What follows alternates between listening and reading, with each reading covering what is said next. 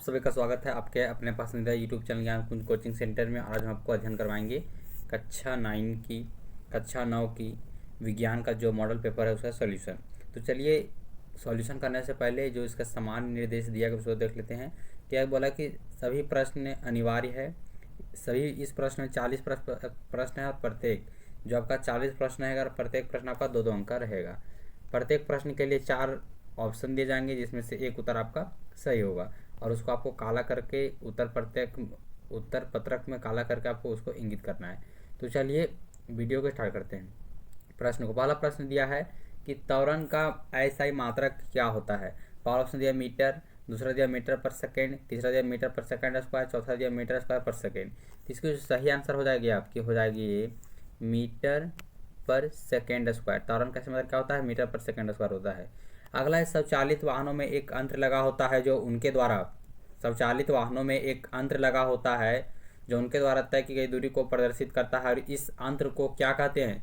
तो जो ये दूरी को प्रदर्शित करता है इसे बोलते हैं हम लोग ऑडोमीटर। अगर वही बोलता कि स्वचालित वाहनों में यंत्र लगता है जो उनके द्वारा तय की गई, यहाँ बोला दूरी को प्रदर्शित करता है इसलिए ऑडोमीटर हो जाएगा। और वहाँ पूछेगा कि उसका चाल को मापता है उसको क्या बोलेंगे, तो वहाँ स्पीडोमीटर मापता है चाल और दूरी जो पूरा तय किया वो मापता है ऑडोमीटर। अगला इनमें से कौन सही है, तीसरा का दिया इसमें से कौन सही है। पहला दिया v बराबर यू प्लस ए टी, दूसरा दिया v बराबर यू माइनस ए टी, तीसरा दिया ए बराबर v plus you by T, तीसरा दिया चौथा दिया आपका v प्लस यू बराबर ए टी। तो इसकी जो सही आंसर हो गया आपका होगा ऑप्शन नंबर ये v is equal to u plus a t, v is equal to u plus a t.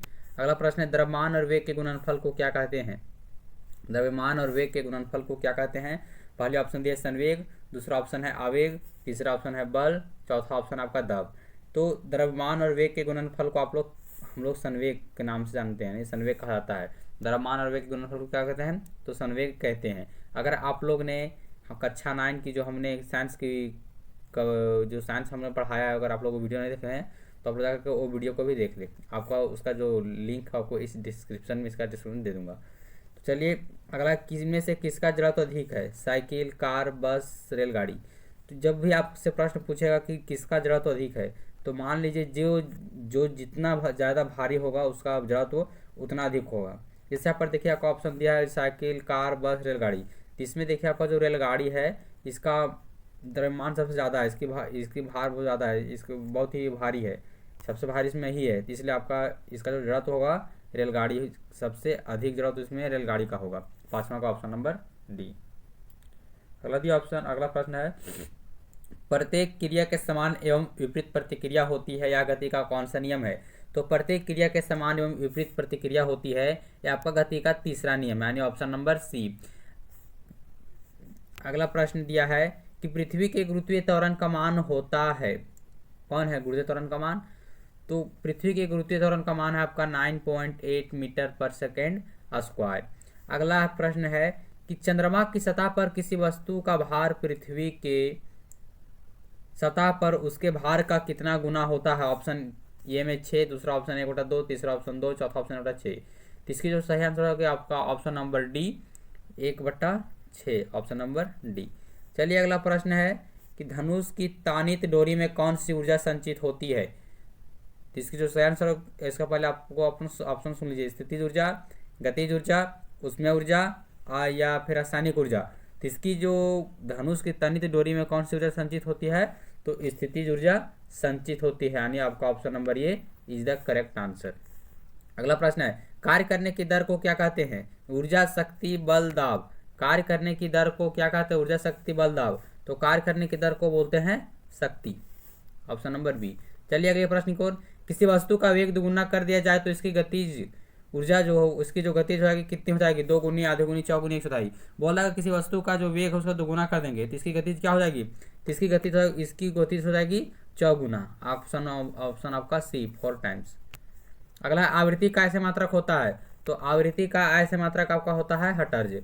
अगला इनमें से तरंग वेग भी, तरंग दैर्घ्य लैम्डा तथा आवृत्ति एन के बीच में सही संबंध कौन है। पहला ऑप्शन दिया है v is equal to n lambda, दूसरा ऑप्शन दिया है, चलिए आपका जो सही आंसर होगा 13 का ऑप्शन नंबर यही जो प्रश्न ए में दिया है ऑप्शन में यही आपका सही आंसर है। अगला है निम्नलिखित में से कौन पदार्थ है? गंध, ठंडा, प्रेम या ठंडा पेय। तो इसकी जो सही आंसर हो गया आपका ठंडा पेय है जो पदार्थ है। निम्नलिखित में से द्रव में कौन निश्चित होता है? द्रव में कौन निश्चित होता है? आकार निश्चित होता है कि वेग, की घनत्व, की आयतन? तो द्रव में आपका आयतन निश्चित होता है। द्रव्य में आयतन निश्चित होता है। 15 का ऑप्शन नंबर डी। अगला है निम्नलिखित में कौन कपड़ा गर्मियों के समय में अधिक आरामदेह होता है? तो निम्नलिखित में से जो आपको पॉलिएस्टर, सिल्क, सूती, सिंथेटिक। तो सूती का जो कपड़ा होता है आपका गर्मियों में अधिक आरामदेह होता है। निम्नलिखित में कौन तत्व? हवा, ऑक्सीजन, पानी, लवण। तो आपका ऑक्सीजन है जो तत्व है। ऑक्सीजन आपका यहाँ पर हो जाएगा आपका तत्व कौन है? तो आपका यहाँ पर ऑक्सीजन एक तत्व है। बाकी हवा, पानी और जो लवण है आपका एक यौगिक है, वो तत्व नहीं है। निम्नलिखित मिश्रणों में से विलयन की पहचान करें। पहला ऑप्शन दिया है मिट्टी, दूसरा समुद्री जल, तीसरा कोयला, चौथा वायु। तो इसकी जो सही आंसर होगा आपका समुद्री जल होगा। कौन? समुद्री जल। समुद्री जल is the correct answer, your answer, your question. निम्नलिखित में कौन टिंडर प्रभाव को प्रदर्शित करेगा? नमक का घोल, दूध, कॉपर सल्फेट का विलयन या इनमें से कोई नहीं। तो जो टिंडर प्रभाव को प्रदर्शित करता है वो करेगा कॉपर सल्फेट का विलयन। ये ज़्यादा करता है दूध के अपेक्षा, इसलिए इसका सही आंसर होगा कॉपर सल्फेट का विलयन। बोल रहा है अगला प्रश्न 1.8 ग्राम H2O में अणुओं की संख्या कितनी होती है? बोल रहा है the number of molecules in 1.8 gram H2O is. तो 20 का जो करेक्ट आंसर होगा ऑप्शन नंबर डी हो जाएगा 6.022 इंटू 10 के पावर 22। अगला बोला है 5.85 ग्राम NaCl यानी नमक किसके बराबर है? जो आपका प्रश्न है लगता है प्रश्न संख्या 21, किसके बराबर है? तो आपका हो जाएगा आपका ऑप्शन नंबर सी यानी 1/10 मोल के बराबर है। चलिए अगले प्रश्न की ओर बढ़ते हैं। आपका अगला प्रश्न दिया है कौन सा तत्व मुक्त परमाणु के रूप में पाया जाता है? आपका पहला option hydrogen, oxygen, argon, chlorine. तो मुक्त तत्व परमाणु के रूप में आर्गन पाया जाता है। अगला केनाल किरणें किसका किरण पुंज है? प्रोटॉन, इलेक्ट्रॉन, न्यूट्रॉन या अल्फा कण। तो केनाल किरणें प्रोटॉन का किरण पुंज है। अगला किसी तत्व के परमाणु में 18 न्यूट्रॉन एवं 17 प्रोटॉन है तो तत्व का परमाणु द्रव्यमान कितना होगा? तो तत्व का परमाणु द्रव्यमान आपका ऑप्शन नंबर ये 35 हो जाएगा। 35 क्यों होगा? तो क्योंकि परमाणु द्रव्यमान इज इक्वल टू होता है प्रोटॉन कि एक में कितना प्रोटॉन प्लस न्यूट्रॉन को जोड़ने से आपका आ जाता है परमाणु द्रव्यमान। 17 दिया परमाणु, 18 दिया न्यूट्रॉन, 17 दिया प्रोटॉन। 18 17 को जब जोड़ेंगे तो हम लोग का टोटल आ जाएगा आपका यहाँ पर 35। इसलिए सही आंसर होगा ऑप्शन नंबर ये। चलिए अगले प्रश्न को 35 यहाँ अगला है सोडियम का सही इलेक्ट्रॉनिक विन्यास इनमें से कौन है? तो सही इलेक्ट्रॉनिक विन्यास आपका ऑप्शन नंबर डी 281 है जो सोडियम का सही इलेक्ट्रॉनिक विन्यास है। सही इलेक्ट्रॉनिक विन्यास कौन है? तो 281। अगला आत्महत्या का थैला कहलाता है लवक, लाइसोसोम, रिक्तिका, केंद्रिका। 26 का क्वेश्चन नंबर है जो आपका दिया है कि आत्महत्या का थैला कहलाता है। आपका यहाँ से बायोलॉजी स्टार्ट होता है। तो ऑप्शन नंबर बी लाइसोसोम आत्महत्या का थैला कहलाता है। अगला कोशिका का पावर हाउस है माइटोकॉन्ड्रिया, गाल्जी उपकरण, लवण, राइबोसोम। तो कोशिका का पावर हाउस भी आपका माइटोकॉन्ड्रिया है और आत्महत्या का थैला लाइसोसोम कहलाता है।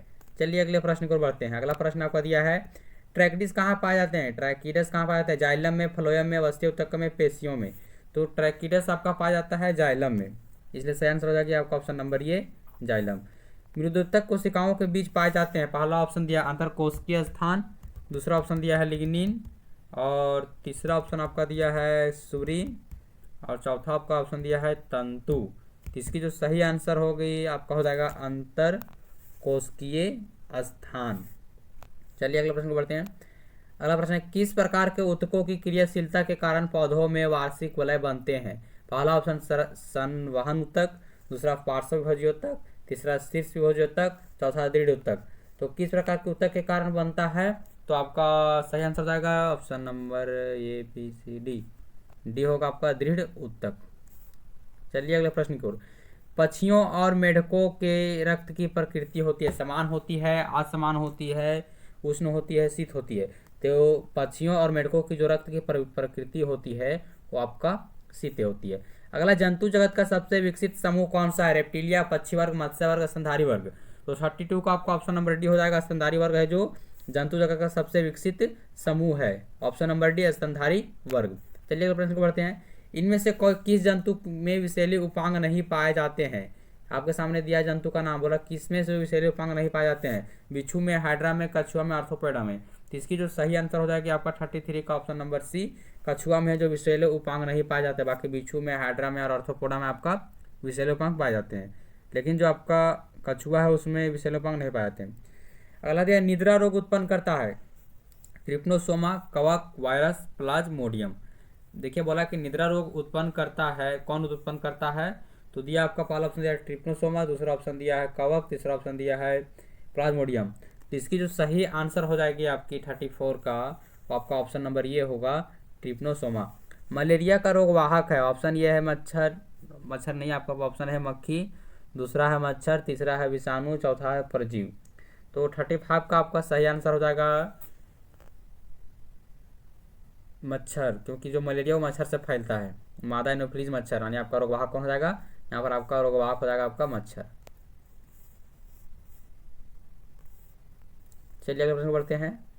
अगला प्रश्न है ओजोन गैस पाई जाती है, कहाँ पाई जाती है? क्षोभ मंडल में, आयन मंडल में, ताप मंडल में, वायुमंडल में। तो ओजोन गैस आपकी पाई जाती है, ऑप्शन नंबर आपका यहाँ पर हो जाएगा सी, यानी समताप मंडल में ओजोन गैस पाई जाती है। Option number C, ozone gas समताप मंडल में पाई जाती है। अतिचारण का संबंध किससे है? मृदा अपरदन से, वर्षा से, अपक्षय से या जल जमाव से?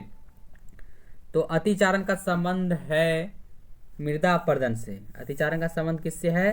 तो मृदा अपरदन से अतिचारण का संबंध है। अगला प्रश्न है पौधे द्वारा संश्लेषित पदार्थ क्या कहलाते हैं? जैव रसायन, चट्टान, फल, कार्बोहाइड्रेट। तो पौधे द्वारा संश्लेषित पदार्थ आपका जैव रसायन कहलाते हैं।